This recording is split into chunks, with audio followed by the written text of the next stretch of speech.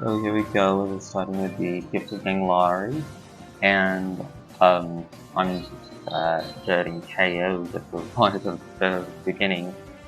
So reset number 2. After I was going to reset before this, there was one more for this one, so this one. And that cutscene, not quick. So back in the day, I didn't know the thing behind that images and why this was the specific case of one side basically being inherently Japanese and the other being inherently European. So as far as I gathered and from my general knowledge, I believe this rivalry was based around the conflict between the Russian Empire and the Japanese Empire and their squabbles over the different islands they wanted to claim for themselves. So that take that with what you will. I just think it's very cool and interesting.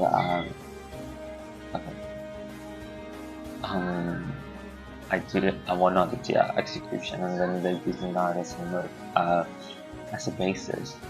So I believe it's very cool. You know, it goes within the lore of everything, and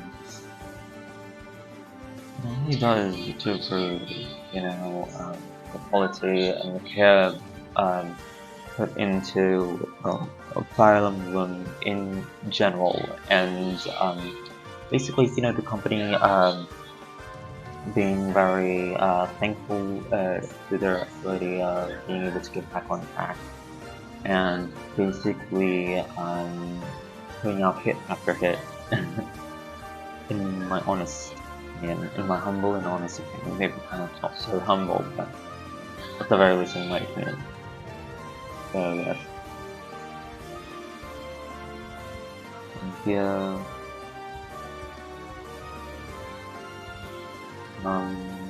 yeah. I'm so thankful that a lot of the artists don't have mini bows. But also not super thankful to my own unity that they can't have easy access to mini bows for the sidelong Yumi.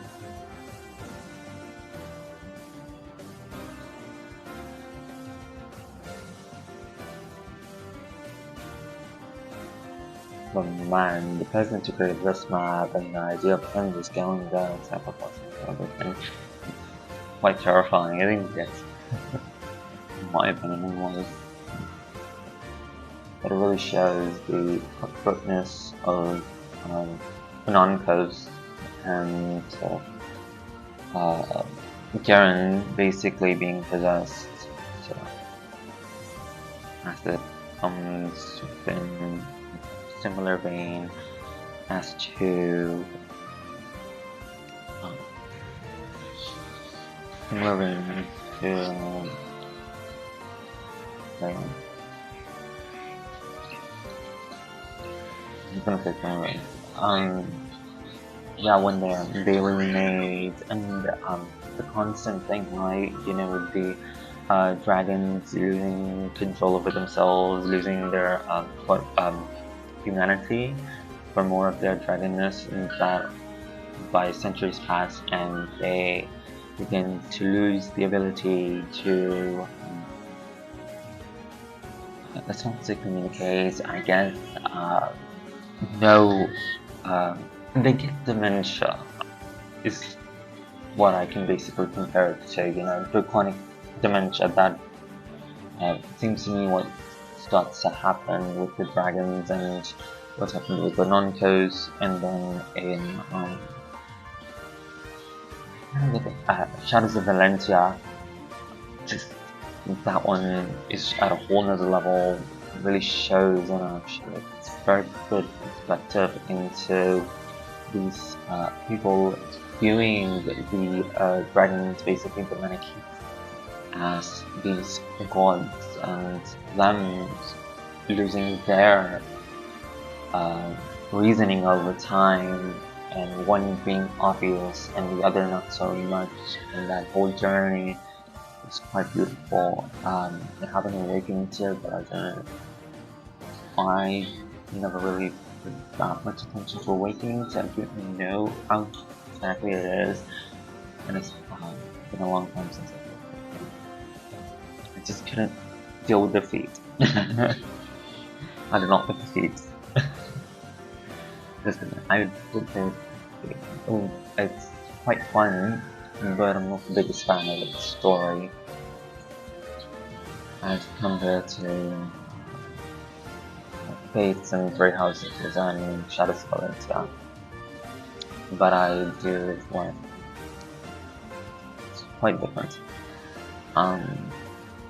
Also that like I don't know how to play Pegasus Knights. I didn't know they were meant to just be taints of magical classes and speedy fast attacker. So me not having that knowledge, so basically me not being able to make use of it and being for myself. Yeah, definitely. Yeah. And then of course I have something similar within his story that he starts to lose himself within the to think for himself and everything, and Lilith acts like his Celica is how I would phrase it or put it, and tries to understand his mistake and fix that mistake. But obviously having to go against non-hosts and us having to go against him too. Whereas basically being Lunatic, there were just some things of the non-hosts. But quite interesting. People like to complain about the story and a lot of main personality or games story being very convoluted. But it's a game, it's not a novel, and don't forget. Ultimately, for a game, gameplay is really going to be one of the main things I'm going to push, and I didn't used to understand that. But nowadays, with how bad it's gotten, and you start to realize what's actually good. So it's pretty funny in that way.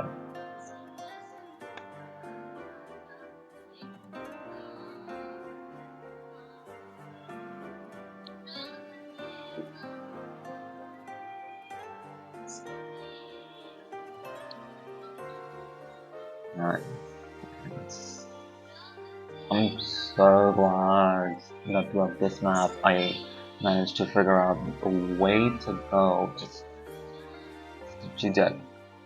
Not only just strategic, but just like I have to get my levels up, and very important. I can't cower, I have to think between everything I do, figure out the best positions and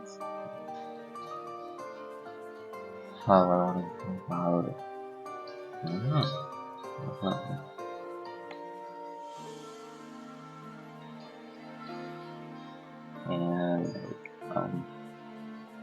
And I'm telling you what I'd say. So I decided not to go down the usual route of physical class or refuting noble, which is honestly a horrible, terrible class. You have one plenty of healers that when you maintain that makes sense.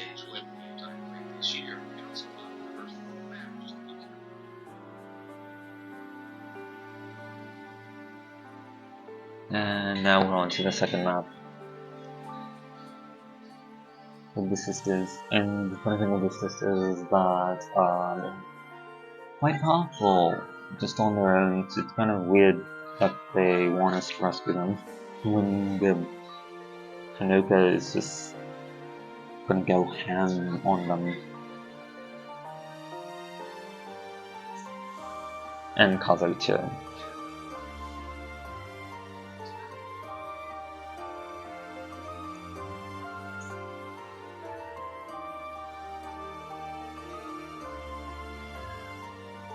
Yeah, see? I feel so bad about going through the game in such a way in that I made Hinoka useless, which is 1,000 times better than Tsubaki. Tsubaki obviously has more defense and all that, but it doesn't make sense for a Pegasus Knight to have that. So he's not able to do as much damage or even double as Hinoka is able to do. There should have been a more of a. He should have been like another Silas, like outside of Scarlet being a Overlord. He could have been one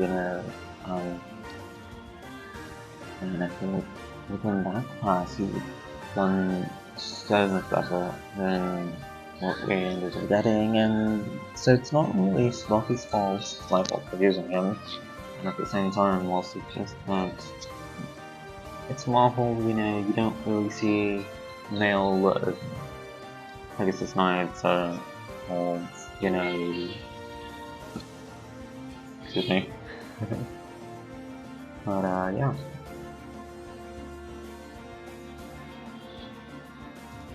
What irritates me is me constantly having to kind of wait on the different characters, talk to them, and then they're able to get experience. They should already be a part of my team when I get to them now.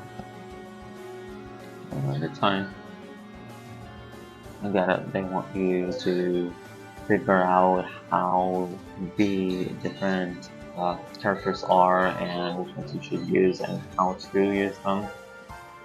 And when to do, what to do, and who has them. Yeah. Yeah.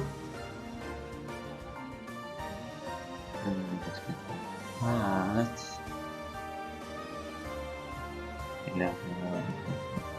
stop in the hills. Now, the thing is, I'm kind of so Sakura that I get terrified when I'm doing points. Sakura. I mean, who does, to be honest? It's very useful, and unfortunately, I didn't know that when I was a kid, and I was playing this game either in high school or high school, basically. But it's been 10 years, I believe, 10 years, 10 or 11 years. This game, very interesting. Things have changed. Some of it's really improved over time. They had come up with the idea of the multiple. They came up with the idea of multiple routes with this one. However, unlike versions later on, which comes within one package, you have to pay for the other two separate routes. I believe that's the case. If I'm wrong, please correct me. But that is how it is, and I think that's the reason why people didn't really take to it as much as people did with the houses. But at the same time, Toy Houses also came out on a system that you connect to your TV and people used to gaming consoles. It wasn't a niche thing like having the ones that you can use float around, carry around and stuff, and use money. So that's a big portion of it, I believe. And the other weird nitpick thing I have is the lack of different types of monsters. I wish there would be like multiple different types of monsters. Like within three houses, we mainly get the gigantic piece and they'll get this ugly thing.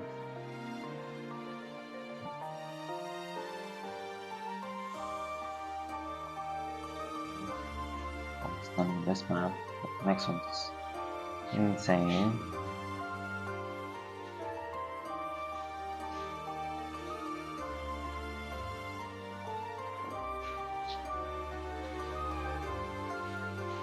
But yeah, I really have to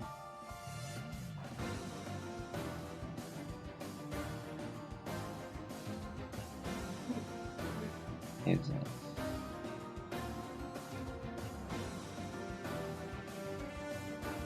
Right. Yeah, probably gonna use it. Wow, I'm gonna use it on costume. Very risky, huh? And then the chapter. That's terrifying. Don't have much to say on this one, so